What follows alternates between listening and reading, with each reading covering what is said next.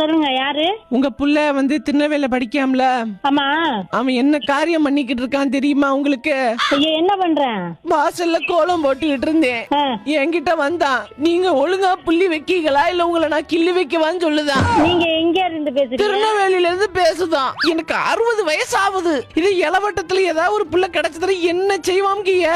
செருப்பை கட்டிக்க அவனை அடிக்க வேண்டியதானே? செருப்பு கல்லட்டி அடிக்கலாம் தான். ஆனா நானும் ஒரு புள்ளைய பெத்தவ தானே. உனக்கு வயசு என்னடா அந்த வார்த்தை கேக்குற அப்படின்னு நீங்க அடுத்து இருக்கான. நான் அதுக்கெல்லாம் ஒண்ணு தப்பு சொல்ல மாட்டேன். அவனை இதுக்குதான் நான் படிக்க வைக்கிறேன்னா. என்னத்த சொல்லுதுன்னு எனக்கும் தெரியல. பாத்துக்கிடுங்க. மானம் கட்ட அப்படியே அத்தன் புத்தி அப்படியே இருக்கும் போல காமநாட்டுக்கு. மானம் கட்டுப்பட்டு வாங்க. நான் செருப்பை கட்டுக்கு ஒரு நிமிஷம் இருங்க அம்மா. அக்கா அக்கா அத என்ன இதெல்லாம் விளையாட்டாயா? யார் என்ன சொல்ல நம்புறதாயா? அப்படிலாம் இல்ல. அவன் இன்னொரு வரைக்கும் இந்த மாதிரி தப்பானது இந்த ஊருக்குள்ள இருந்திருக்கேன். அந்த மாதிரி பேசுனது இல்ல. அப்ப நான் சொல்லும் போதே சொல்ல வேண்டியதானே என் புள்ள அப்படி பண்ணிருக்க மாட்டான்னு. எல்லாம் கழுவி ஊத்துனதுக்கு அப்புறம் இப்படி சொல்றீங்களே, நான் என்னத்த சொல்றது? பாவம் அந்த பையன்.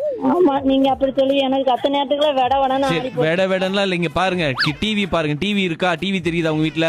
ஆதித்யா பாருங்க, சிரிச்சுட்டே இருங்க. சொல்லுங்க. எங்க வீட்டுல டிவி எல்லாம் இல்லையா?